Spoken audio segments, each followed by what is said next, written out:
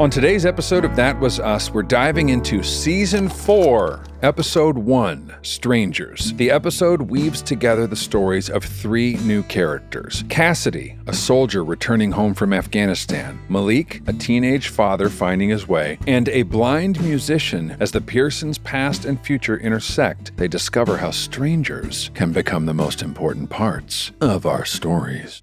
Fall is here, school's back, football's on, and I have been craving those cozy comfort meals. That's why having Omaha steaks in the freezer is such a game changer. The quality is next level. Listen to me. I love a ribeye. I got some Omaha steak ribeyes, threw them on the grill, seasoned them up. Me and the family went nuts. The meat is delicious. Delicious. USDA certified tender, which means they've gone through a rigorous process to guarantee every bite is perfect. And it's not just steaks. We're talking burgers, chicken, pork, even desserts. We just got a little set of these little apple caramel tartlets that, I'm telling you, round out every meal. Great way to finish it off. Plus, it's just so convenient having all that variety delivered right to your door. Omaha Steaks has been America's original butcher since 1917, and every order is backed by their 100% guarantee. And right now is the best time to stock up because it's their Red Hot Sale event. Get fired up for fall grilling with Omaha Steaks. Visit omahasteaks.com for 50% off site-wide during their Red Hot Sale event. And for an extra $35 off, use promo code TWU at checkout. That's 50% off at omahasteaks.com and an extra $35 off with promo code TWU at checkout. See site for details. Come on now. Oh, wow. That was dramatic. I put a little grease on it. Yeah. Guys, Did you like that? that was awesome. Did you like that sauce I put on Now there? you put I a little love it. sauce A in little the extra thing. sauce on the Extra. side. Thank, little sauce. I ain't mad at Yeah. it, bro. Guys, we're into the second half. Yeah. We're in season 4. Yeah. 401. And like in 401. true Fogelman First episode fashion, of the 4th season. you think you know what you're going to get from a show, and every once in a while he just flips it on his head, and you're like, This is so ambitious. Do you remember the audience being a little like, Annoyed. Hey, Yeah. Who are these people? where's This Is Us? Why am I do. supposed to care? We waited? Yes. We watched this episode together at Dan's house, didn't we? I think we did. Did we? Probably. You weren't invited. I wasn't The there. rest of us Okay, did, though. got it. Yeah. Yeah. Ooh, Yeah. that's awkward. Oh, It's that's okay. awkward. It's okay. No, I don't you were mind. you were winning. It's You all were right. you were at an awards Oh, ceremony. stop. We had an anchor, though. We have Jack and Rebecca. Jack and Rebecca are the through line, but the audience, I remember on Twitter afterwards, were were like, like, excuse me, Yeah. we've been waiting for the new episode Beth of This and Is Randall, Us. Kate and and who Toby. are these strangers? Yeah. So we meet in the beginning, Jack and Rebecca, back from their Cali road trip. Yes. And Rebecca says that was a great third date. Third date, man. Thank you so much. And they're both very cute and coy as he's cute. dropping Rebecca off. And she's like, listen, I'm not going to call you. Yeah. I love that the coyness involved a coyness competition. Yeah. Yeah. Yeah, He's like, really well, good. I'm not Well, I'm going not to gonna call call you you. either. Yeah. Right. Yeah. Yeah. You do a Yeah. dynamite lyric and a dynamite Yeah. Milo. Thank you. Yeah, It's, yeah. it's I great. appreciate it. And of course, he does end up calling her like first. as soon as he gets home. Almost Right? as soon I as he gets believe so. If not the next morning, I don't quite remember. But I want to say he drops you off, goes home, and calls you, that would track. It may- and then says, would "Can I track. see you tomorrow?" Yeah. And she's like, yeah. She's like, I'm not going to play coy Oh. either. Yeah. And then she remembers she has dinner with her parents, but Yeah. he should totally come. Come Yeah. through. We're going to be at the club, so you probably have to Just a wear sports like a coat. sports coat or something Yeah. like that. But they have extra ones at the club you can probably Yeah, yeah. find. He's like, no, I got it. I got a jacket. This is the introduction of Miguel? Yes. How they It's met. how they met. Their origin story. How they met. The hair. Oh, it's so good. That's John's hair. Real hair. That's his hair. Yeah. God bless Wigs him. be damned. Don't need no stinking man- wigs, bro. Yeah. I'm the most interesting man in the world. Yeah. You can style this however the blank you want to. Oh, I'm Yeah. sorry. You want me to wave this out? Cool. You got it. Got it. Easy peasy lemon squeezy. I got you. Damn you, John Huertas. He's showing the him the best. jacket and he's feeling good in it, right? He's got it on. He looks at the price tag and he's like, you know what? Maybe this may be a little bit out of my price range. Just back from Vietnam. I'm just back from Nam. And my man clocks and he's like, you know what, man? Like, if you get it back within the week or something, why don't you just take it, leave the tag on, tuck it under. I'm going to do you the solid, right? Like, he's just like, you learn from the beginning, like, oh, this is a good dude, right? He's a generous guy. Because he's told him about this girl. Yeah. Said, and this is such an interesting moment of these two men. First time they meet, they're talking about Rebecca. Yeah. And Miguel says, is she worth it? This girl must really be something, right? Yeah. Yeah. And he says, you've never seen anyone like her.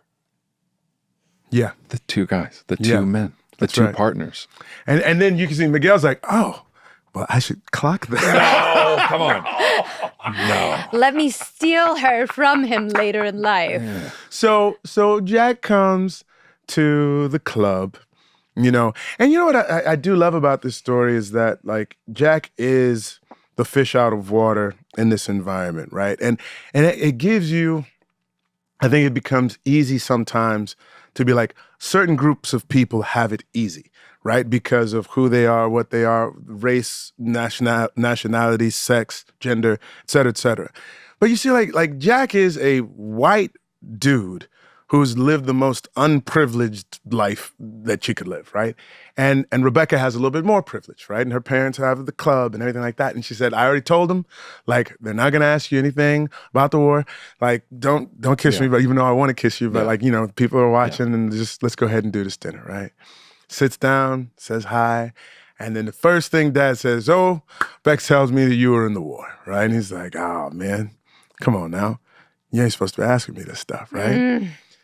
There is, what other kind of uncomfort? There's lots of discomfort that transpires. The two old guys are talking about the validity of the war. Right. If it's a real, it just gets into politics, and Jack is sitting over there quietly, kind of stewing, not engaging in any of this. Rebecca's mom says, well, but you did have the means and the time to take my daughter for 2 weeks to Los Angeles or whatever. So what do your parents do? What do your parents do, right? Yeah. They must come from, something. He's like, oh. And so he's eating the lobster. He doesn't know how to eat lobster. He's never had lobster before, but he pretends. Let me tell you, I'm not great with lobster either. Like, it's a particular... I don't like it. Sort of you don't like it? I don't like it. I've never heard you say that. Yeah. About, like, take it or leave meat. Take it or leave it. I'm with you. It's not like... sea bugs. Come on. Get out of here, you giant sea bugs. Oh, you got a giant sea bug? Is it the most expensive thing on the menu? You keep it. You eat it. With the butter, bro? Well, that's just the thing. It's a vehicle for butter. Understood. I'd rather have a fresh baguette. Really? Oh, yeah. Absolutely. If we're talking butter vehicles, yeah. 1,000%. Nobody's gnawing on a dry cob of corn. You want to know why? Because it's a vehicle for butter. Word. Well, I mean, that's all we're doing. Brussels sprouts, vehicle for bacon, in my opinion. That's right. Oh, sure. This is what I'm talking about. There are two things the body wants: sugar and butter. There you go. Okay. And we'll figure out how to get it. If we could spoon it, socially acceptable. Why we eat mayonnaise. Body wants salt. It wants salt too. That's why we started calling mayonnaise aioli, so we could start shoving it into our faces. So you could put more stuff into it. So in the midst of this discomfort or whatnot, I think he spills something on his jacket or whatnot. And he says, I should probably go to the bathroom, clean this up, right? Yeah. Did something happen in the bathroom? He gets some resolve, but I can't remember why. Because the way he comes back. He just cleans himself off and maybe just finds what he does? The gumption. He gets a look in them. He gets a good long look in the mirror. And goes back and out says, there. You're Jack fucking Pearsons. And goes to give them a piece of their mind. You get back out there. His mind, yeah. And you do your thing. Yeah, basically. Give him a Jack Pearson monologue. That's right. And he delivers. And he comes back to the table and just destroys the two old white guys. I wrote Jack gets back from the bathroom and reveals the real him. That's right. He tells the parents what his family was like,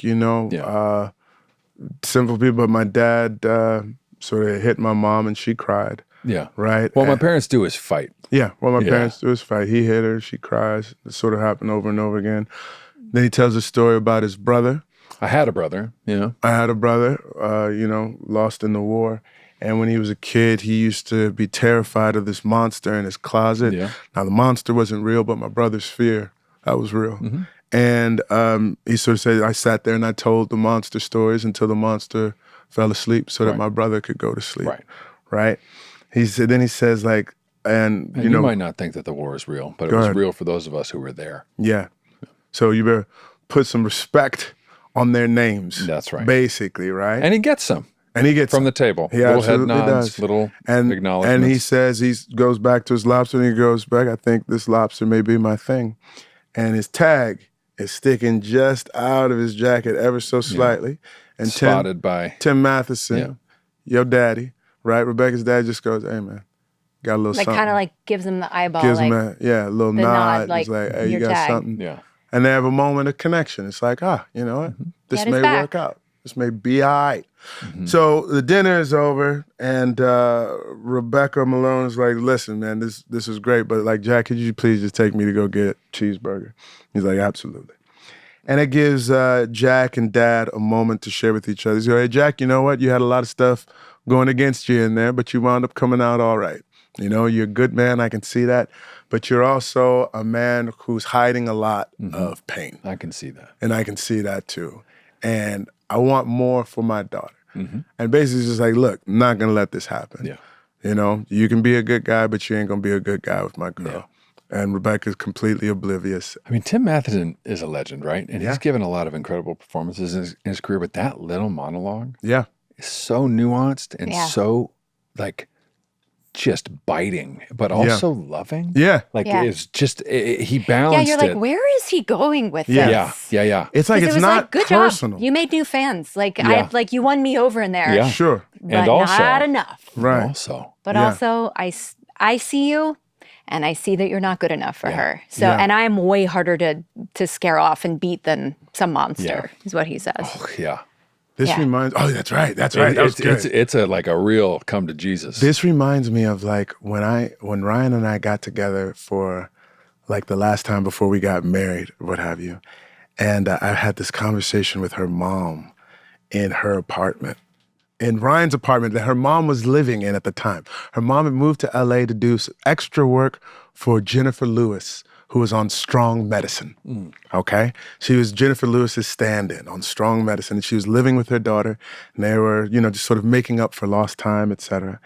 And I'd been reintroduced into Rye's life, and, I was sitting in this living room by myself while everybody else was in the kitchen, and her mom walked in the living room to just sort of like sit with me. And I said to her, Miss Williams, I said, do you think I love your daughter? And she goes, oh, hell no. She goes, oh, hell no. And I was like, really? And she goes, yes. She goes, love shouldn't be that hard, Sterling. Love shouldn't be that hard, right? And I was like, okay. And she actually used more colorful language than that. And I didn't tell Rye for a while because I didn't want her to sort of like take on the energy of it for a while. But for a while, I had this energy thing of like, okay, I got to deal with her as I love her. Yeah. And she's got to figure out like she's provided a delightful obstacle. How sincerely do I choose to pursue my objective given that this obstacle has presented itself? Yeah. Oh, man. I know, Jack. I know that. I know that shit. It all worked out. It all worked out. We good. I got the grandkids. I win. Yeah. More That Was Us after these words from our sponsors.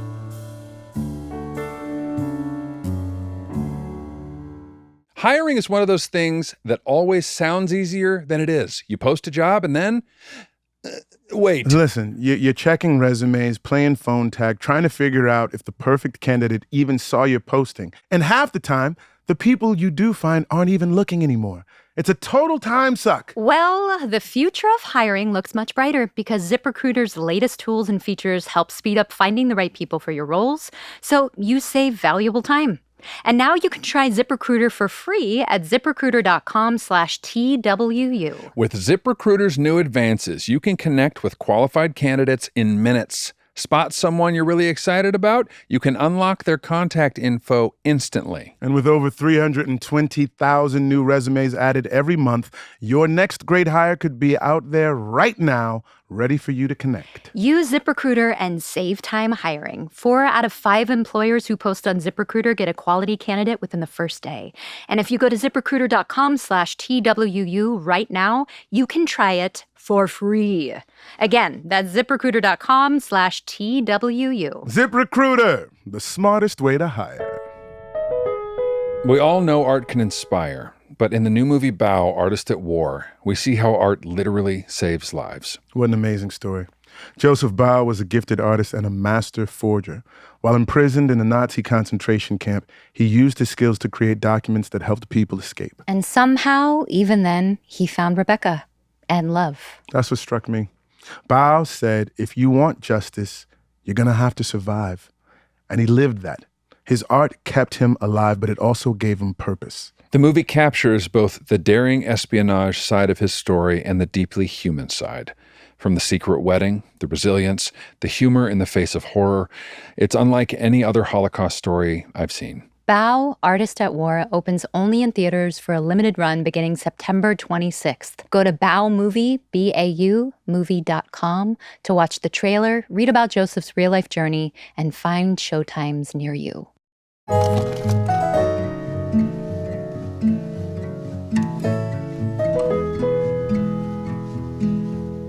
So now, it's also framed by you guys talking about, isn't it interesting? Because you're talking about how you guys just met. This is a third date, technically, even though it was a 2-week-long third date. Isn't it interesting how a stranger can come into your life and just sort of flip everything upside down? Yeah. So then we got a white woman that we're meeting for the first time. I think she may be in theater. She's on Skype.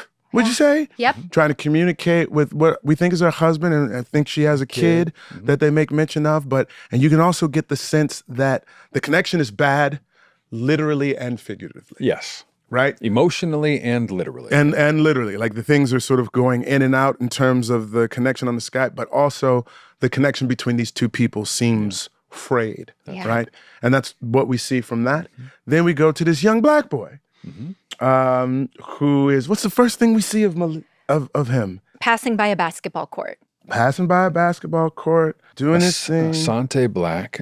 So we've seen Jennifer Morrison. That's right. This is Asante Black. And he's on his phone. He's just like texting like crazy. Right. Obsessed with a girl. Yeah, and his friends are like kind of, giving him crap about it. And he goes, if she was your girl, you would be obsessed too. You would be obsessed too. And so we do see in that same thing, he goes home to see his mom and dad, or his mom gives her a kiss on the cheek. And then he goes to see his girl, and he has a daughter. Yeah. He has a little baby. He has a baby girl named Janelle. And that's who he's obsessed with. That's his girl that he's been looking at the whole time. And he shows the kid.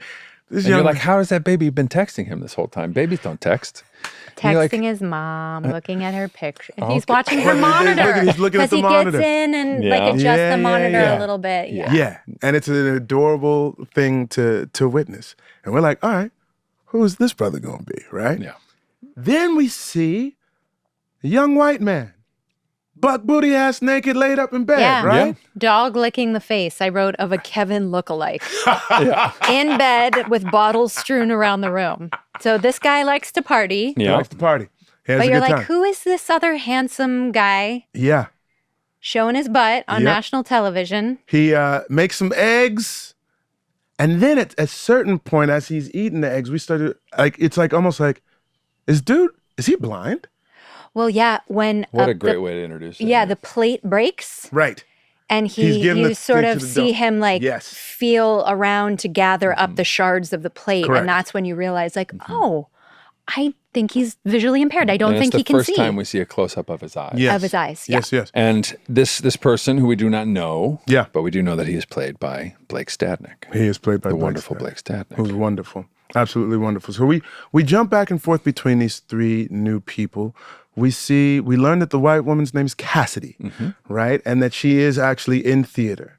And she has a mission where she goes into this village and she has to find... Explain in theater. In theater, it just means combat. Like I didn't know combat in situation. like an active war zone. Yeah. Never heard that phrase. Right? Yeah, that's it. And that's 6 years of Army wives. Right? There we go. There we go. And 2 months of Whiskey Tango Foxtrot. And 2 months of Whiskey. Thank you very much. And a very special episode of Jag. There you go. Very there special. You go. Yeah, Jag. There's NCIS, but not quite as closely related. Jag was actually in theater.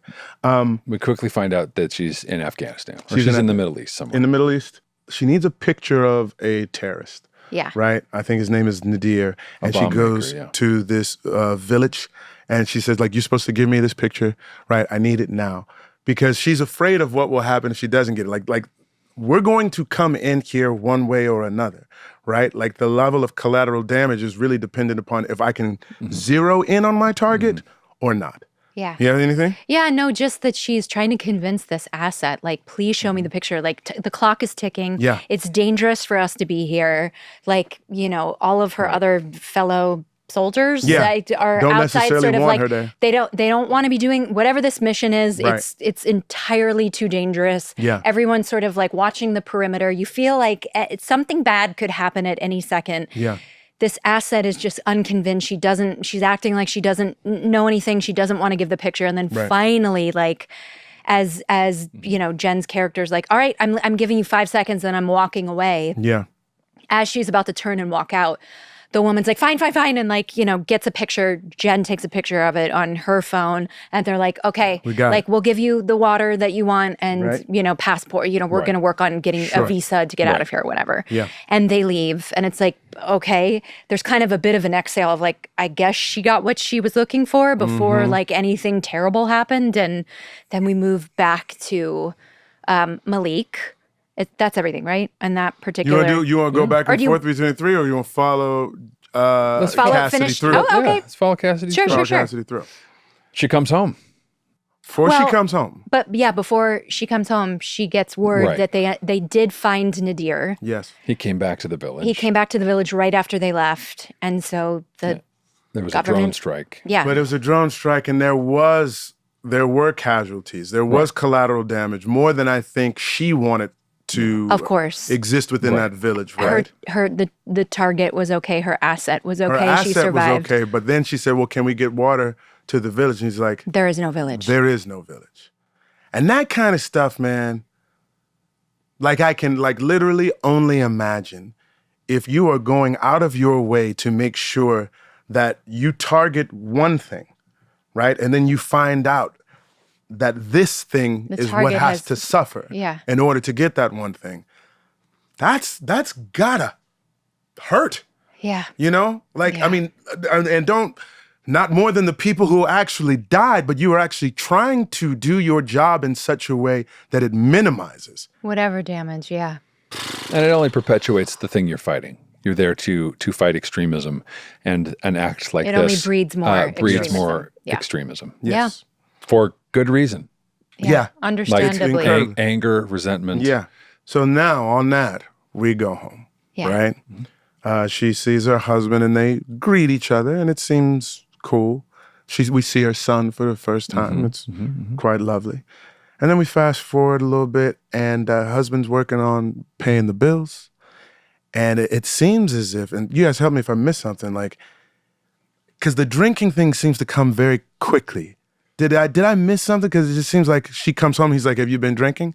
And she's like, yeah, I may have been. Yeah, I think it does come quickly, but I think they're essentially jumping to she's been back long enough to where she's having a hard time coping. Adjusting. And this is he's so casual about it that this must have been going on for a while. Yeah. For a while. And he identifies going through the bills, and he's complaining about needing to get a new water heater, which is going to cost $1,200. And she sort of just like goes internal for a second. It hits her, Goes internal. Yeah, and you're like, what?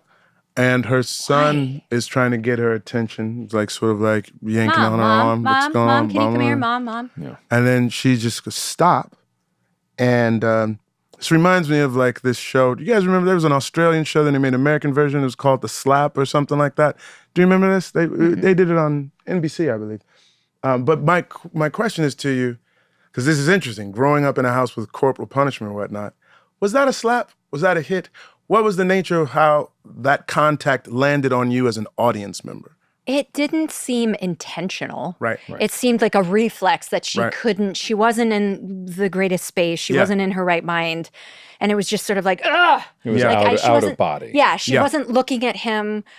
It's still horrifying, and she felt horrified. Sure. And but yeah, I was a little like, this feels like that act is not the problem. Right. Yeah. The problem is her undiagnosed PTSD and her trying to cope with that through drinking and I don't know. Yeah. Just numbing herself, Almost disassociating. if her headspace were different and their relationship were in a different place, the reaction could have been different to it. Yeah, but all of those things sort of the contributed reaction to was not compassionate and understanding, Right. As to her position. So then he just tells her, get out. Just get out of this like, house. you got to go. You gotta go, right? And so she goes to the VA, Yeah, to try and get some help. tries to get it. And I think on the first thing that we see her signing, like, information sheet that she got to fill out, have you ever had suicidal thoughts? Yeah.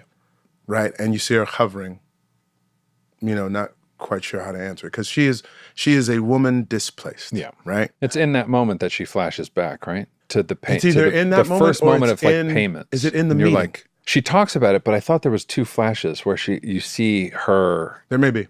they're handing out money. You're not sure why they're handing out money. That may be the first flash then. But she's clearly connecting this thoughts of suicide with this memory Sure. that we're going to learn more about. Yeah. So she's talking in group and just sort of like talking about what it's like to be back, having sort of high clearance that she had while she was in the military. And now is she driving Uber? She mentioned something like driving Uber or something like that. And just trying to figure out like what to do with life, and I don't want to blame it on PTS, et cetera, but like what I really blame it on is this water heater. And my husband mentioned it costs $1,200. And then we connect to that She's thought, like, to that immediately image took again. me back.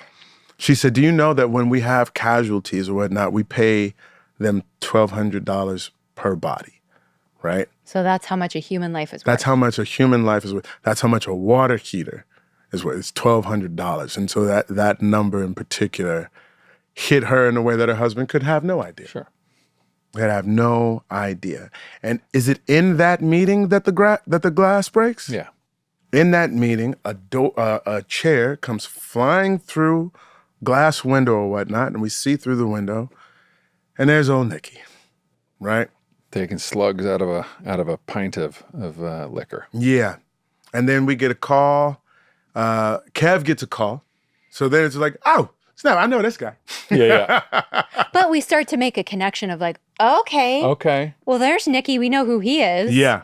He's drunk and upset about something. Right. And Kev's got to He- go. And now At the VA. we have to place it in the timeline too, because you're like, is that when is this? Is old this Nikki? before Kevin Is this a part of his life? It turns out it is after Kevin is It is a part after of his a part. life. Yeah, Because exactly. Kevin gets a Kevin- call. Right. And he's at Toby and Kate's new house. Yeah. Is that where he Yes. gets it? Because he's there for the birthday Yeah. celebration. Yes, that's right. Because guys, just real quick, he was living in New York with Zoe. Yeah. So he moved from New York to LA at the end of Yes. 318 Yes. because he shows up there Yeah. at that. Yeah. Okay, got it. The writers were like, we need to get more of these characters in the same place. Too many They people. literally many have phone us calls. on opposite Too many phone sides calls. of the country, Yeah. right? They can't be calling each other for the next 3 seasons. We'll figure it out. They made it work. So then we're like left to wonder, like, okay, somehow this woman Cassidy is going to intersect with Kevin. Yeah. How? We know he has a kid. Yeah. We saw that in Is 318. she the mom? That kid is white. That kid is white. That kid is blonde. Cassidy is white. Yeah. Cassidy is blonde. We shall see. I guess it's a dusty blonde. Is that a dirt? Yeah. blonde? A dark blonde. A dark Yeah. blonde. Right? Filthy blonde. Is that a shade? Could be. Okay. You maybe invented it. Hey. You know what? I'm going to go to the salon and say, can you make me filthy blonde? Yeah. I just want like filthy blonde. Do you miss the blonde days? Filthy blonde highlights. No. I do think I want to go a little lighter. Do you? Truth be told, but not back to those days. It was fun. Because they have more fun? Did you have more fun? No. No way. No. It was such a full, like it was a bright. I was full blonde. You were blonde. I was blonde. Like it's like almost now when I see you, I was like, I is remember that? seeing it pictures and like it's a completely different Was that a person. personal decision or did someone talk you into it? No, it was a personal decision. Of course it was. I was like geared that way before like any work stuff sort of factored in. Okay. Okay. Yeah. Okay. Anyway, I digress. Filthy blonde, it is. Yeah. Okay, so that's Cassidy's Yeah. line Storyline. for that one, Yeah. right? So we can go back to Malik. And it turns out Malik has two parents. We met his mom briefly, who played wonderfully by Marsha Stephanie Blake, who was one of 4 women that auditioned to play Beth Pearson. Crazy. Did all the women who because didn't we meet somebody before? Who auditioned? To Nobody play Beth? else that auditioned to play Beth? No, it was just Sue, Marsha Stephanie, a friend named Tracy Toms, and another friend named Angel Parker. Right? Okay. Those are 4. Okay. So Marsha Stephanie and Asante came from Ava's show on Netflix. Oh, yes, yes. When They See Us. Yes. Right? They were both That's on right. that, which was absolutely wonderful. Incredible. Right? Now, his dad is also played by one of my favorite people who Brown constantly jokes at Will, like if he acts up as a black man in Hollywood, Omar Epps will come and take his place, or Mekhi Phifer, or Hill Harper, or Anthony Like whatever. I always joke that like I'm like easily replaced, but Omar is fantastic. I mean, he's so good. So good, Another so legend. grounded. Yeah, man. Just been around forever. He's got the juice, baby. Juice was a movie that he was in. He was wonderful. Okay. So they're sitting at the table and they're just you're just sort of absorbing their easy family dynamic. Like I don't know how much time they have with each other, but like this is a family full of love. Yeah. Full Right? of love. Yeah. You know, they've made concessions clearly to help their son raise his daughter. they're or helping whatnot, raise her but with him. They're doing it together, right? Yeah, there doesn't feel like there's any resentment No. or anger or just weirdness. Like Yeah. it's all sort of working really cohesively and beautiful. And I'm like, that's a great example to see in general. You know what I mean? Absolutely, absolutely. And there's this moment between the mom and the dad where she says, look, I know that you have this barbecue, but you cannot go to this barbecue. You got to watch your daughter. You have responsibilities. Don't let me hear you complaining about stuff. Yeah. You got to do your part and watch your child. Dad throws a look or whatnot. And they have sort of a playful interaction with each other, and he kind of calls them corny. And there's something that the dad says to mom. It's a quote that I love, like, but for you, oh, do you guys know what I'm talking about? Because it gets echoed. It was like, for you, I'll give it my all or something like that. I can't remember. I mean, that's what Asante says later. His dad said it first to his mom. Okay. Got it. Yes. And so they go to work. It seems like his dad has, I don't know if his dad has a garage. An auto body shop. Or if he works in the auto body shop. And Malik is working at the auto body shop with him. He does good work. There's a customer who comes up who seems like he's on the other side of the law. Yeah. Right? He does some things that aren't It feels it feels a bit nefarious and dangerous. Why do we know that? Why? No, but my question, like, it's so subtle. Yeah. But like, what about this guy? Because I felt it too. You're like, why? I think he approaches dad first and is like, yo, do you want this job? He's like, man, I ain't got nothing to do with that stuff, right? Right. And so he turns him down. And then later on... Oh, you're a boy. Malik, you're a boy. He calls him a Boy Scout. Right. Yeah. And then Malik kind of goes up to him afterwards and is, kind of like propositions himself. Like, if you're looking for someone to help you out with whatever job, like, I'm trying to support my daughter. Right. And this gentleman more or less says, like, what's his father's name? What's Omar's name? You're Darnell's boy. Yeah. Like, no, you ain't got nothing to do with this I'm not business. getting you mixed up in any of this. To his credit. Yeah. Yeah. The guy's like, no thanks. He's like, no. He's looking out for him. I'll call you when you can grow a mustache. And there's you see that the young man, it's interesting. He's like, look, I'm looking at schools for my daughter because I wanted to have more than what I had. Mm-hmm. And like these preschools, they start at like $10,000. So I need to make some real money right now. And he's like, yo, man, you Darnell, son. You ain't got nothing to do with my business, right? And so later on, at the end of that day, I believe, like his dad pulls him aside and he's like, responsibility hits people differently. You know what I'm saying? It can kind of seem like a 4-letter word or whatnot, but it's not a bad thing. Like when I became responsible for you, like it helped me to grow up in certain ways. And now you have to be responsible for your daughter. But, I see you roll your eyes when your mom brings it up. But listen, you're still a boy and you still have your whole life ahead of you. And you still get to go and play with your friends. And he said, your wonderful dad will watch his granddaughter, right? But you're going to make me breakfast tomorrow. You're going to make these Western omelets and hash browns. You're going to hook it up. And he's like, yes, sir, I got you, right? And you just sort of witness this moment of, he's like one of my favorite parts of being a dad, especially like, as they get older and you can have like these real conversations with them and they become little men or women, etc. Like, it's like, oh man, you're not friends per se, but you are friendly. And you have like a similar sort of take on life. And like, it's just like, oh, there's somebody in my house that I can talk to in a different way. Like it's really, it's real cool. Yeah. You'll see what I'm talking about. It's real cool. And so Malik gets to go to the barbecue. And at the barbecue, it's the other little girl that we've met before who was under the lamplights. Sky introduces Malik to her friend Deja. And you see Malik looking at Deja like, oh, snap. And she's like, I hear you pretty good at making a burger or whatnot. He's like, I do all right. But for you, I give it my all, right? And you're like, oh, he's smooth. This little Negro is smitten. You know what I'm saying? Yeah. Like all the way. And not only that, when you see Dej come back into the new house in Philadelphia, so good, right? She's just like, Dej don't be smiling like that. And like Randall says, what's wrong with your face? What's up with your face? It's just like, nah. And even Beth is looking like, and we look at each other like, what is going on? And so now we're left to say like, no, what is going to happen between these two young people? Yeah. So that's that, right? Yeah, that's that storyline. You're like, okay, there's like a satisfaction in knowing how each of these people are all connected. Yes. So now we go to this young white man who is blind. And his plate broke and his breakfast has got messed up. So he winds up going to a diner. Yep. This beautiful waitress is like, can I help you or whatnot? He's like, yeah, I'm looking for a place to sit and eat. I can't remember. If anybody remembers anything more specific, please tell me it, because I don't want to skip anything. He opens with a joke. Because she goes, can I help you? And he goes, Gah! Oh, why would you do that? Why would you do that? And he essentially plays a blind person joke on her. Why would you touch me? Yeah. And she feels terrible.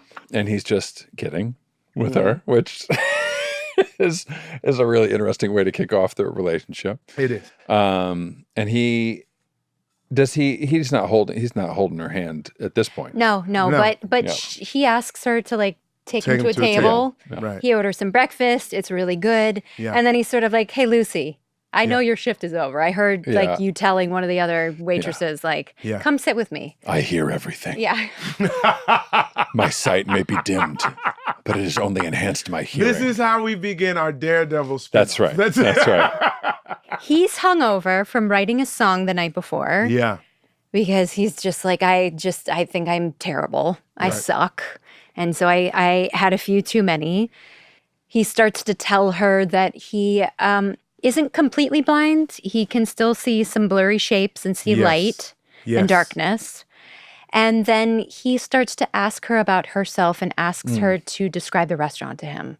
Like, what kind of restaurant is this? What's the vibe here? What's the feeling here?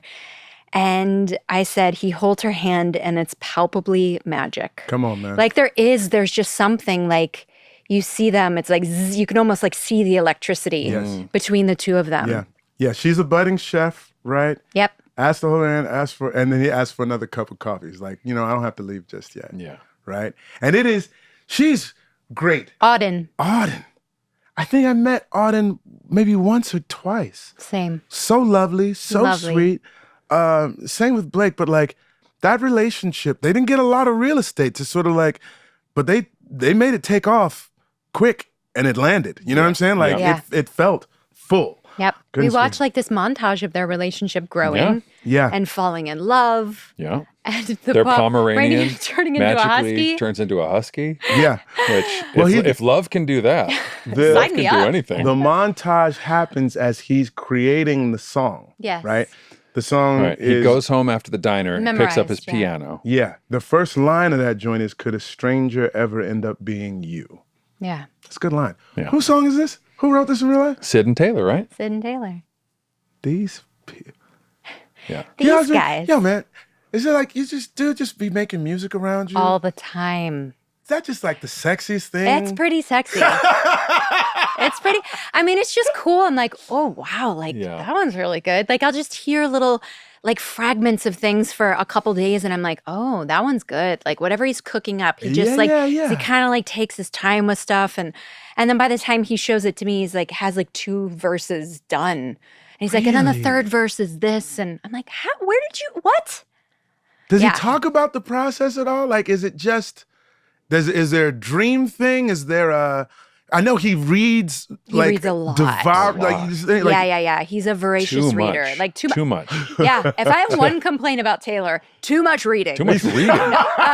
All these goddamn books. Get your nose out of the books, you nerd. No, totally. I'm like scrolling on my phone, wasting my life, and he's reading a 500-page book. Oh, the author's Russian. Yeah.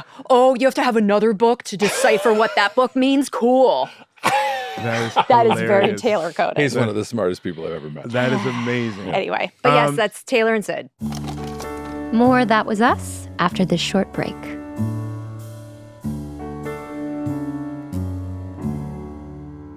All right, guys. Lately, I've been trying to make smarter choices. Finally. Little shifts in my routine that actually add up. And one of them, keeping me a David protein on hand. Same. I used to grab whatever was quick when I was starving, but now... Bad choice, Mandy. I know, but now I actually look forward to these. I'm a chocolate chip cookie freak, so, chocolate chip cookie is definitely going to be my favorite here. Yes, ma'am. I keep one in the purse. They're great for traveling. The other day we were on a plane and I had my David protein bar. I was so happy that I did because there was no meal, no snacks, nothing, but I was satisfied. All good. Each bar has 28 grams of protein, 0 grams of sugar, and only 150 calories. They're made to help you feel full and stay on track without feeling weighed down, which is very helpful for me these days. I cannot feel weighed down. I got to go, you guys. You gotta go. So my bags are packed. I got David protein bar in each pocket. Yes, sir. They really come in handy. And unlike most bars, David isn't packed with hidden sugar or weird ingredients. It's clean. It's straightforward and totally satisfying. Mandy, I hate weird ingredients. Me too. Okay? I don't even know what my go-to flavor is. Like, I really do like all of them. Like, the 28 grams of protein in a bar. Like, that's amazing. That's a lot of grams. Because we're trying to take down, like, we're big dudes, bro. We're trying to take down at least half of our body weight in grams. That's right. So I'm trying to get 100 to 150 if possible. David helps tremendously. The gold packaging is iconic, and honestly, it just feels like you've got your life together when you grab one of them joints, That is why bro. I always have David protein bars with me. Right now, David is offering our listeners a deal. Buy 4 cartons and get the 5th free at davidprotein.com/thatwasus. That's davidprotein.com/thatwasus to get your 5th carton free. You can also find David on Amazon and at local retailers. Just use the store locator on their website. Humans aren't perfect, but David is. This show is sponsored by BetterHelp. As we are rewatching the show, it's great to see how many of the characters have that one person they leaned on. Randall with Beth, Kate with Toby, Kevin with... well, sometimes whoever would listen. Yeah, it's always great to have someone in your life that you can lean on, but what you really don't want to do is lean on the wrong person. Lean on somebody who maybe doesn't have the tools or the experience to help you through whatever it is you're going through. And that's so real, because in life, we all have those moments where we turn to the go-to friend or even someone random for advice. But when you're facing bigger challenges like stress, relationships, anxiety, you sometimes need more than just a sounding board. That's where BetterHelp comes in. They connect you with licensed, credentialed therapists online. And they've been helping people find the right match for over 10 years with a 4.9 rating across 1.7 million sessions. I know how much it matters when you find the right match. It's easy. You fill out a short questionnaire, BetterHelp matches you with a therapist, and if it's not the right fit, you can just switch. Anytime, at no extra cost. With over 30,000 therapists, sessions are flexible, completely online, simple to reschedule. As the largest online therapy provider in the world, BetterHelp can provide access to mental health professionals with a diverse variety of expertise. Find the one with BetterHelp. Our listeners get 10% off their first month at betterhelp.com/TWU. That's BetterHelp, HELP.com/TWU.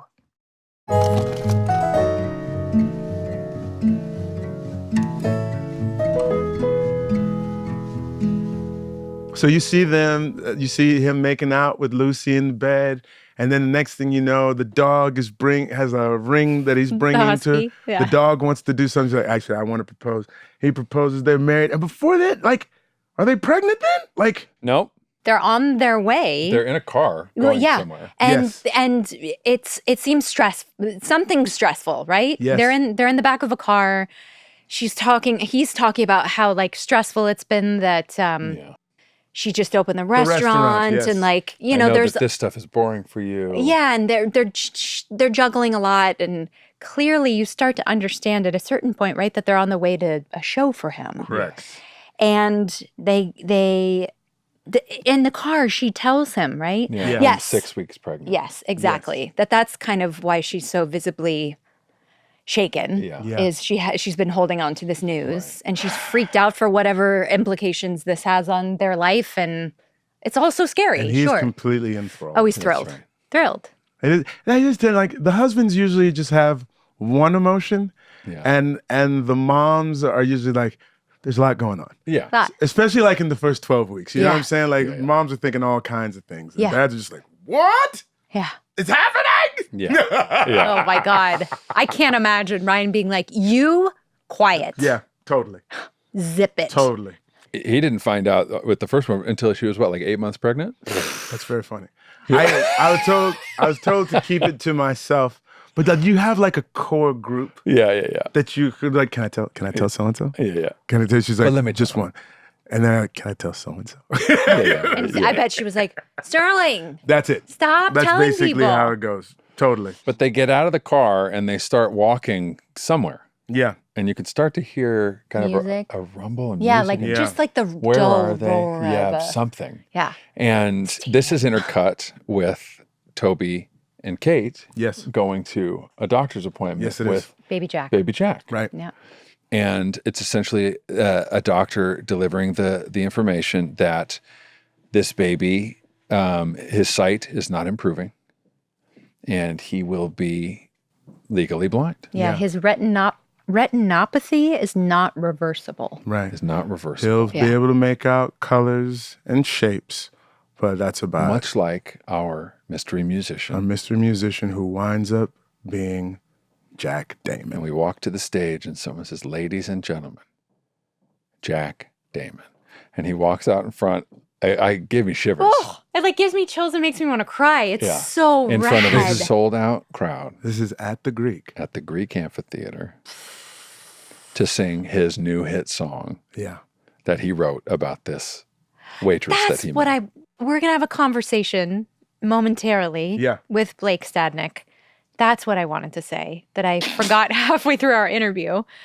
But I remember being told that, they had this 10 minutes to shoot this particular scene, right? Yeah. It was at the Greek Theater here in Los Angeles. It was in the middle of a Chicago concert, and we had 10 minutes to get the shot. And the first time the song played and Blake was miming it and pretending to sing the whole song, the crowd was into it. But I heard by the end people were singing along, and that like period of time, like by the end, the entire crowd who's there to see Chicago, not knowing who this gentleman is on stage playing this song they've never heard before, but in the midst of like 10 minutes, they were all won over and like singing the song in the end. The audience was. I'm like, how cool that must have felt for Blake to truly get that like rock star rush of like, this is what it feels like to sing a hit song and having the audience like right there in the palm of my hand. Heck yeah, man. Amazing. Yeah. That's pretty dope. They also couldn't have picked a better Venn diagram of people who probably already watched This Is Us. Sure. And we're at a Chicago And are concert. at a concert for a band called Chicago. Yeah. You know what I mean? Like the Yeah. age demo. The Yeah. vibe is right. Yeah, Yeah. of just The sea crossover there, yeah. of 65-year-old white people Yeah. who are like, "This is us." Yeah, Oh, yeah. yeah, Seamless. it's seamless. It was, so I'm curious, like, do you guys feel like the audience at the end of it was left feeling like, okay, we're sad, like you've introduced some new people for us to get engaged with? Or do you think like it was mostly frustration? I'm trying to remember. I remember a lot of frustration. I mean, even after it was, obviously the payoff is very satisfactory. Yeah. But all I remember is while it was airing, I was sitting in the, because this is when I first met Jen Morrison. Mm-hmm. And when Jen Morrison met a lot of us for the first time, she showed up at Dan's house and like walked into his screening room. We were all there and we were sitting in the back, and Dan had to leave because Twitter was like so angry. Remember when Dan like lived and died by what was being said on social media? Yeah. And Thank he God was that's not a so thing worried anymore. Yes. that these endings weren't going to land. And then of course, by the end of the episode, people were I think that's what it was. Like through it, people are like, what's going on? And then I think we gained enough that you could still be upset, but I'm still going to watch till the end. Of course. Yeah. Do you know what I mean? Because there'll be something that There's I a hope payoff. to hold With on this to. show, I know that I'm in for something. Exactly. There's also some coyness to it where it's like they know this is us. Yes. They know we're going to be presenting mysteries and questions and the whole delaying answers. So there's a little bit of like, what are these mysteries? Stop it. I hate this. I hate it. Give me more. Oh my God. With all these new characters who I don't even know. Stop it. Stop Right? it. Who becomes such a large fabric of the show. Yeah, the universe has expanded. Yeah. Like there's like the Malik is a mainstay, like up and through the end of the show. Cassidy too. Cassidy too. You know, she becomes a part of this trio with Nikki and Kevin that I love so much. Yeah. I love their relationship. These become characters that I thought, those things that you told me about Dan, like wanting to spin off the show to a different, like these were, when this started happening, I was like, oh, this is where the show's going. Sure. Yeah. Yeah, like, it could have. Like the Pearsons are gonna whatever. Right. And we are gonna see the Deja and Malik story. You know what I mean? For the next 6 years. I'd watch that. You know I'd what I mean? watch it too. I'd watch it too. Listen, we're beginning the second half now, right? We got new things. We settle old things. We bring in new things. We're waiting to see what's going to happen into the future that has already been set up for us. We get a chance to see how these new people integrate into the lives of America's favorite family, the Pearsons. And it's exciting. Like, you have to do these things every once in a while to infuse new energy. That's right. Yeah, you have and that's to. what, like, God bless the dude for never playing it too safe. That's right. Right? Taking those risks. He took risks and they paid off, and it was good times, man. I love the show. And we've got one more segment. Yes. After this, because we're going to interview Blake Stadnik. That's right. Blake Stadnik himself. Yeah. Young I can't wait. You guys stick Jack around. Damon. Jack Damon. We'll be right back.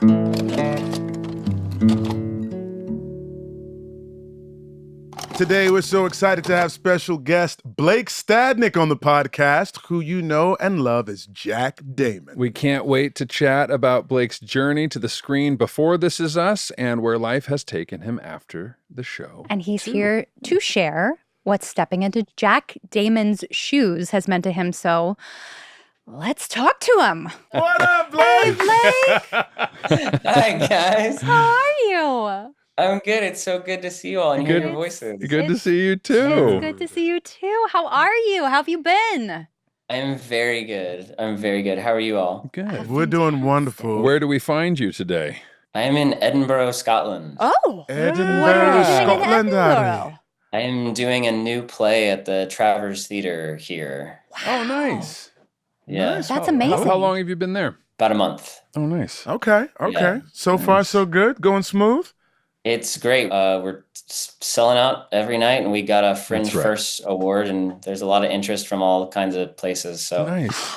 the play seems to be going. Amazing. Like Congrats. we had some people from the National Theater here, so like Excellent. Very cool. Congratulations. Very Thank cool. you. Thank you. Fantastic, man. Well, we're so glad to get to this portion of the story with my son. My son. My son, Jack Damon. Pops. Yes. Yeah, who makes a pretty grand entrance into season 2. He does indeed.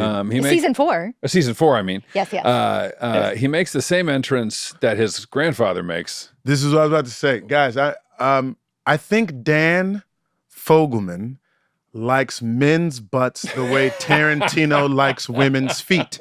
I always say that the two Jacks were introduced to the world butt first. There That's you Yes, go. you were correct. That's right. That's right. And may I say, It's not a bad posterior. It was a good It's introduction. not a bad posterior at all, man. Did You're you doing know well. you knew that was part of it? Well, it was in the script, but then no one had like confirmed that was going to happen. Yeah. So even when we were like doing my hair and makeup tests and everything like that, Zoe was saying, well, they haven't told us. So like they had me do like a whole self tanner thing because there was sure. At one point in time, there was like going to be a storyline that involved me being a surfer, so I needed to be all like tan. Okay. And no one had confirmed that was happening, so we didn't do any tanner anywhere else. And once we got on set and that happened, I said to Ken, I was like, I'm fine with doing this, but there's no makeup on my butt, and he just yelled for Zoe to come in. Yeah. This is a real quick sidebar. Zoe will tell you in a heartbeat. Zoe was the head of our makeup department, that she has worked in adult entertainment and sort of like covering up things for people or enhancing things for people. And she's like, if you need a merkin, is that what it's called? Yeah. American. It depends on what you're trying to reference. Sorry. The pubic hair above a man's penis. A wig. Yeah. A pubic or wig. Or a woman. Yes. It goes both ways? I Bet believe you it. didn't think this is where this interview was going. Not Blake. I know, but I'm just saying, like, in case of, because like she will try to offer me makeup, and I was like, yo. I thought you were going to say she would try to offer you merkins. I know. I already got enough makeup on my Jack. You know what I'm saying? No, I don't know what you're saying. Okay. Anyways, Blake. Anyway. So, Blake.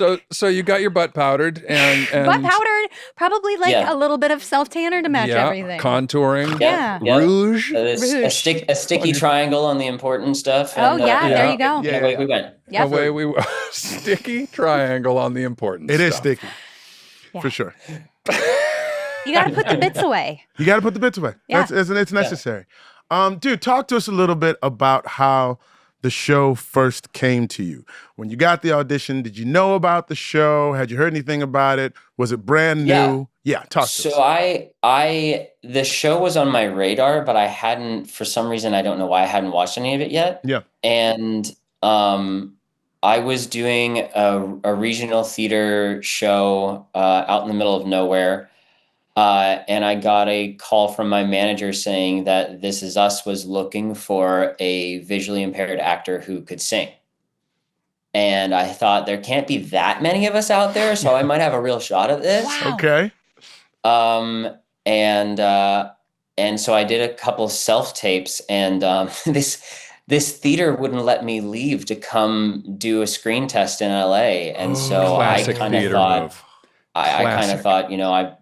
this is it. It's gone. And then we get the call that I got it, and I had to leave that contract and fly to LA, and the rest was This Is Us. And I was, before I was on set for my first episode, I had a big chunk of time, because that first episode of season 4 was huge. So they were filming all kinds of different stuff. So I had a lot of time, and I binged all 3 seasons while I was in my hotel room waiting to shoot my first scene. Whoa. Did you really? Wow. That's a lot of emotional information. A lot of homework. It was. I also saw Milo's commercial for How to Race in the Rain about 1 million times. That's so funny. Sure. It was out.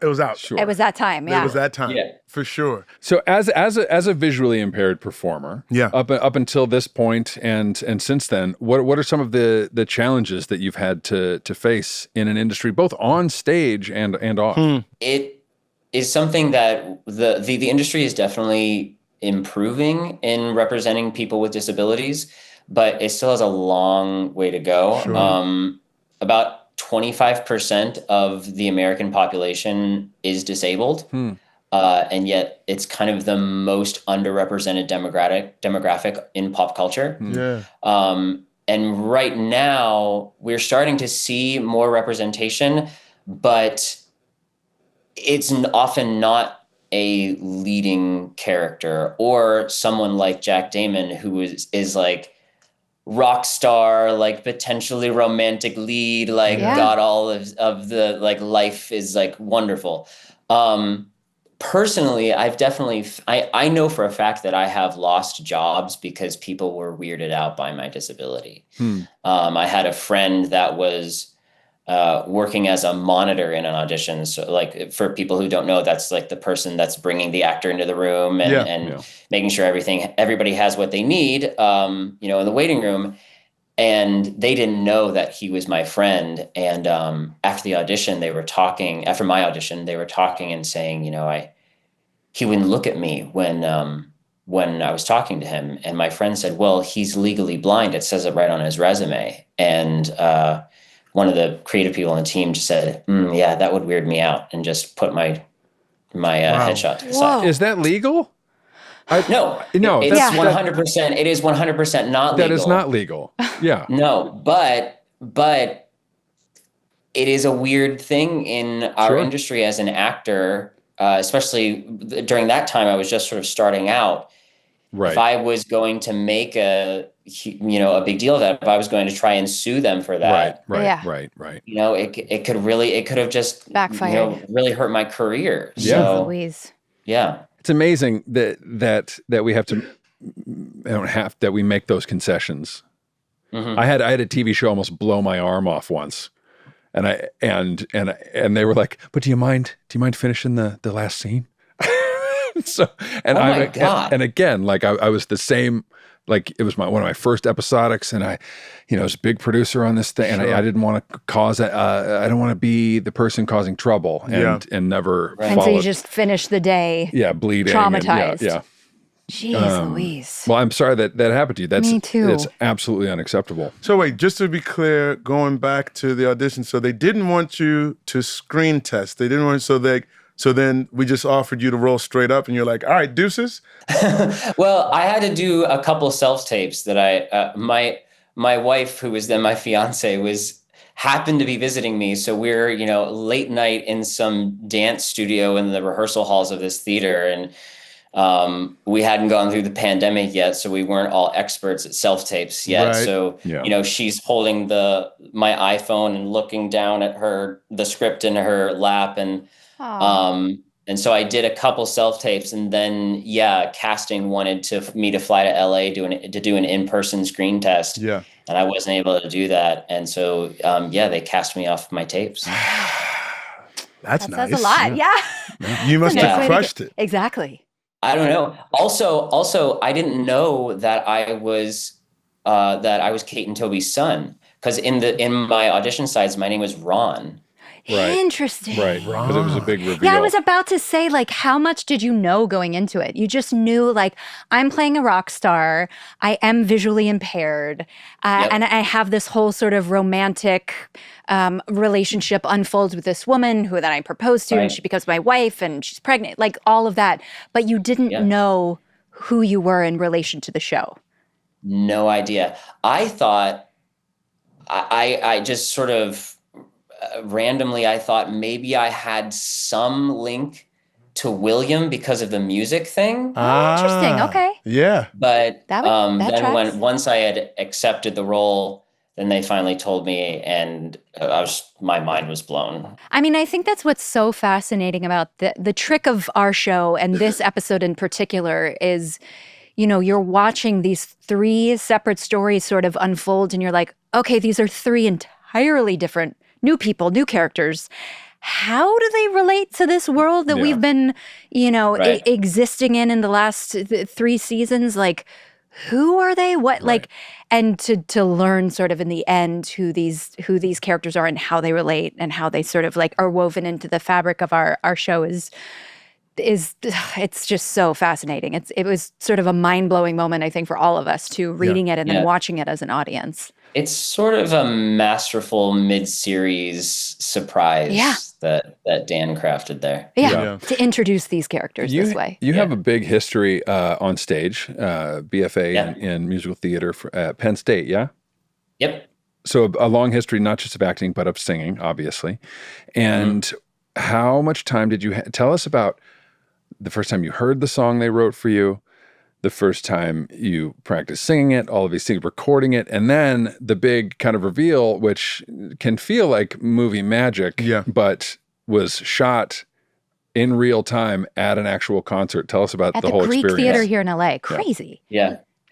Okay. This is actually one of my favorite stories to tell. So I first heard the song. I think I got an email from Sid, our composer. Yeah. Right. And it was him singing it. And Mandy Taylor also co-wrote it with Sid, right? He did. Yeah. Yeah. What is the name of the song? Just flew from my brain. Somebody say Memorized. it. Memorized. That's Yeah. right. Yeah. Ironic. So I heard Sid. That is ironic. I heard Sid singing it, and honestly, I was actually quite blown away by his voice. Yeah, he's got a great And voice. and now, once I heard that, you can hear his voice all throughout the soundtrack of This Is show. Us. Yeah. Totally. So I kind of was like, oh man, okay, I gotta, really bring my A game here. And I worked on it in the hotel room, and then I went over to Sid's house and worked on it there with him. And he has this great studio in his house. Yeah. And so we recorded a demo of it, like a couple different demos of it that we then sent to Dan, and he approved it. And then eventually we went over to Sunset Sound, Cool. in LA, which just has the most incredible history of music production. Yeah. And I nerded out a little bit there Sure. during that, and we did it there. We recorded the actual track, and then the day of the shoot, and this is the second to last thing I shot for that episode. And it was at the Greek Theater, and it was during a Chicago concert. Mm-hmm. My mom and fiance were in the audience. Oh, cool. Yeah, and we rehearsed it, and before we before everyone came in for the concert, before the audience was there, we rehearsed it on the stage. And I remember Ken coming up, and he was looking sort of nervous, because I found out that we were given 10 minutes. I found this out afterwards. We were given 10 minutes to do the shoot. And every minute we went over that would have cost $10,000. Wow. Oh, wow. Wow. Yeah. Okay. So Ken comes up during the rehearsal, and he's just like got his hands, like he's wringing his hands a little bit, and he goes, "All right, Blake, just remember, you're a rock star. And if you feel yourself going towards musical theater, just run in the other direction, okay?" What in the ever-loving That is so name Ken of Olin. God. I don't even know what to say. literal direction? What? Do not go that way. Go the Just other go way. that way. The opposite direction. God So we bless rehearsed it, and I must have done something right, because Ken practically came out on stage skipping. That he was so relieved that I wasn't up there doing jazz hands.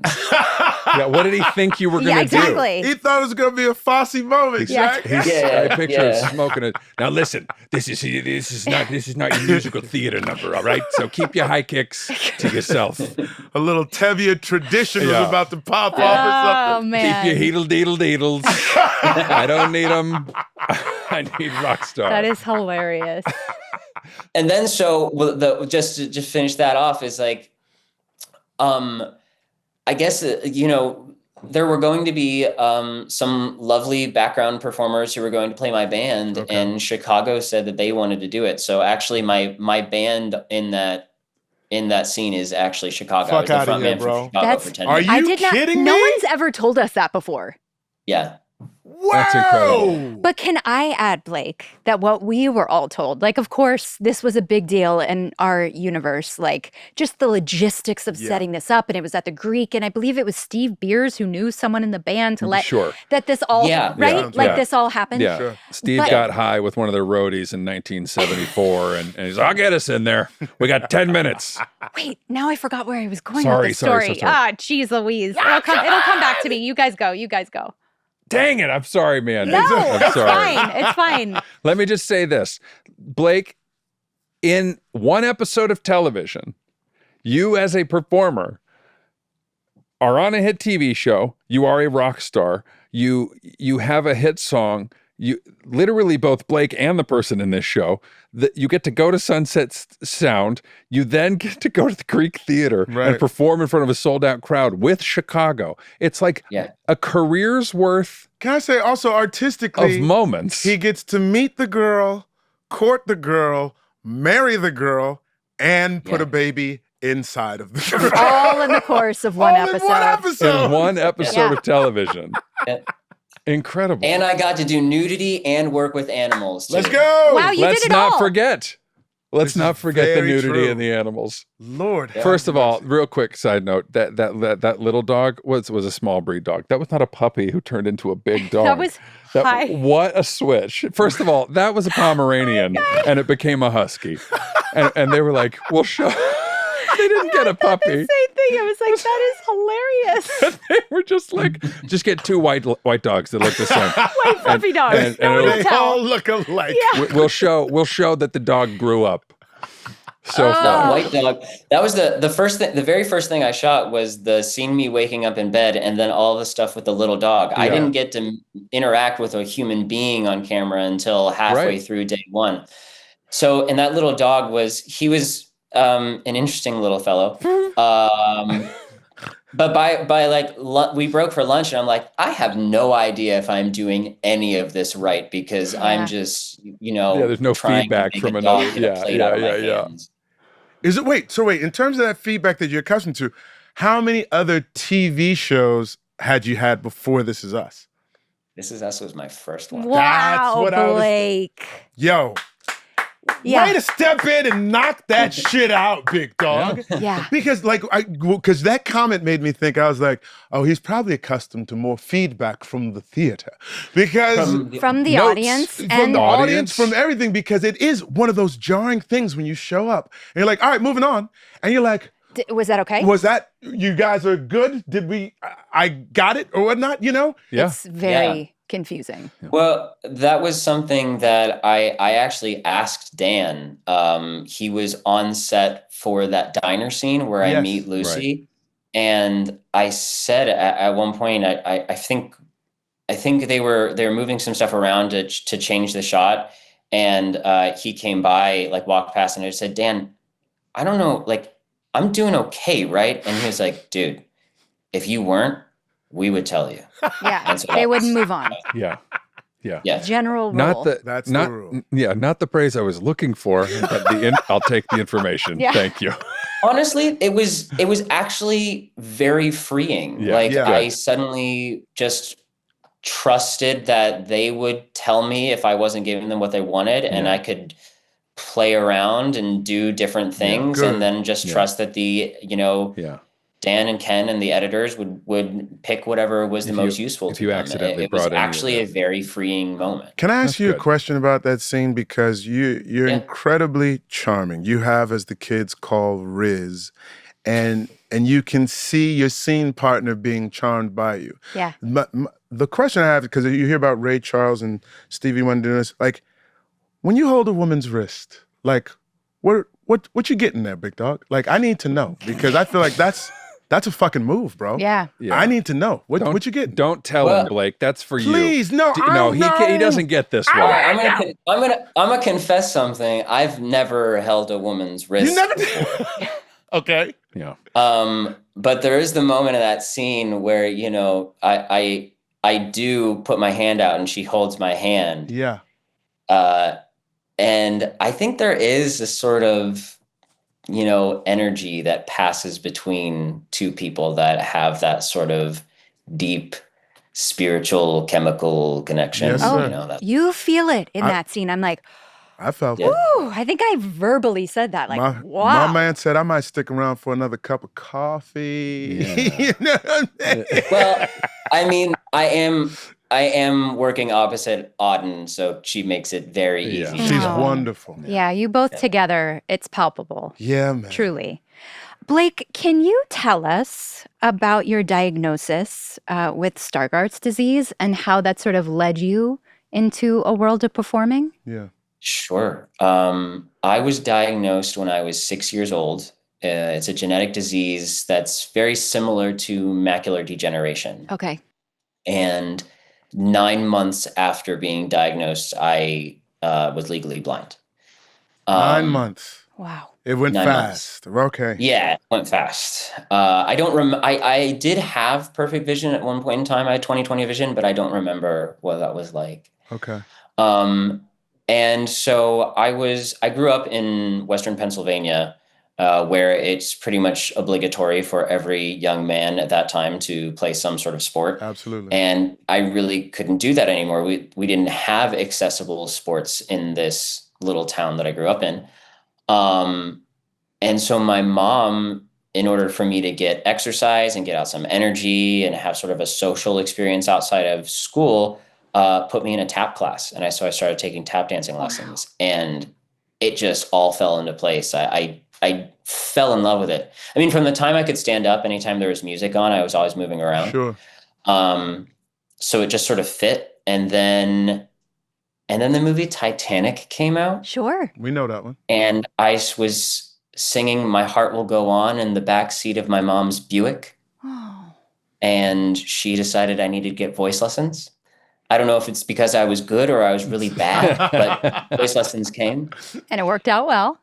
I would think it worked out all right. And then middle school is when I discovered Shakespeare, and that was it. I was like, I'm going to be an actor. Wow. Yeah, I have a question, bro, because you have such a beautiful light that emanates from your soul. And what I'm curious about is, like, were there frustrations? How deep were the frustrations? How do you move through those frustrations to be able to maintain that light? There were obviously many times when it's just sometimes harder to move through life when you can't see. Sure. And it does sometimes. I was sitting here actually before we started, and I had a clear cup of water here, and I went to reach for it, and depth perception and clear glasses are my enemy, and I just knocked it over. And, then I'm getting up and making sure that, the no electronics have water on them or anything like that. And it's little things like that do get just like, they build up and they get frustrating. There have been big moments, like when I said about, definitely losing that job that one time. Yeah. Kids can be cruel. In middle school, I had my jaw cracked against a brick wall because I was the little blind boy who people could pick on. But all that being said, I think it's actually allowed me to look at life with a great deal of optimism, because nothing's really that bad. Like there are a lot of things in life that may seem like they could be the end of the world. They're devastating. But really, when I step back, it's like, it's not that bad. Yeah. Well. Wow, that's some unbelievable perspective. Thank you for that. Profound, yeah. Okay, you're doing the play right now, Scott, in Edinburgh. What's the name of the play, and how much longer is it going to run for? The play is called Rift. Okay. It's a two-hander. It's me and another gorgeous actor named Matt Monaco. Okay. And it is based on the real-life relationship between our playwright and his brother. Our playwright is named Gabriel Jason Dean. And his brother is currently serving a life sentence for murder in the state of Georgia. Oh, wow. And he is also a former high-ranking member of the Aryan Brotherhood. Whoa. So it's a comedy. It's a comedy. So it's really light It's a fare. musical. It's a musical.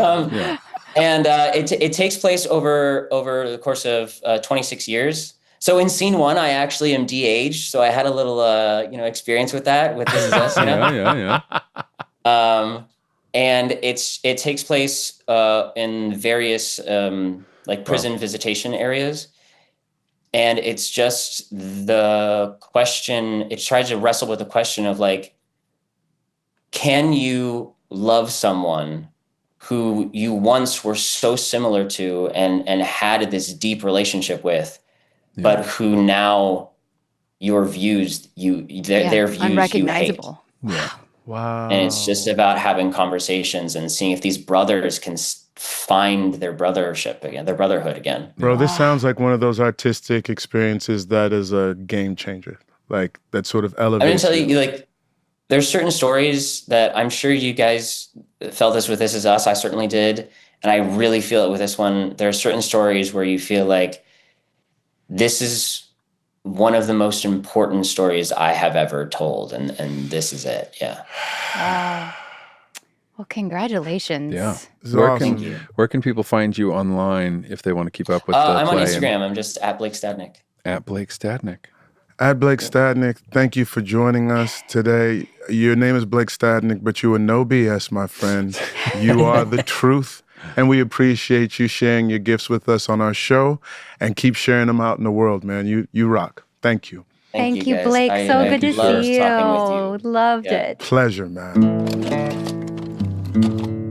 Another incredible episode, Great. if I do say so myself. Yeah, Of, you killed that shit. Yeah. For me, Thank you. personally. It was a great episode for you. guys Yeah. Not me so much, but you, I was okay. outstanding. Believe how Yeah. good I was on this episode. Please, we've just started season 4 of This Is Us, That Was Us rewatch podcast. See, now it's getting worse. It's now my okay. You're performance doing is great. getting worse. You're still You good. guys, pick your favorite episode of the podcast so far. Send it to somebody. Keep spreading the word about the show. Yeah. Keep supporting our sponsors. We love doing this show for you guys. And the way we do that is through sponsor support and Yep. through your support. So subscribe. Tell a friend. Yeah. Tell a Pass friend. it on. Yeah. Yeah. We want to thank again Blake for coming on and allowing us to talk to him for a little bit. What a great guy. Sounds like he's working on an amazing project. Yeah. Yeah. I wanna Right? see that So play. happy I for need to him. get to Scotland to check it out for myself. Nope, stop. Nope. It's not right. It's not Cultural right. appropriation. Right?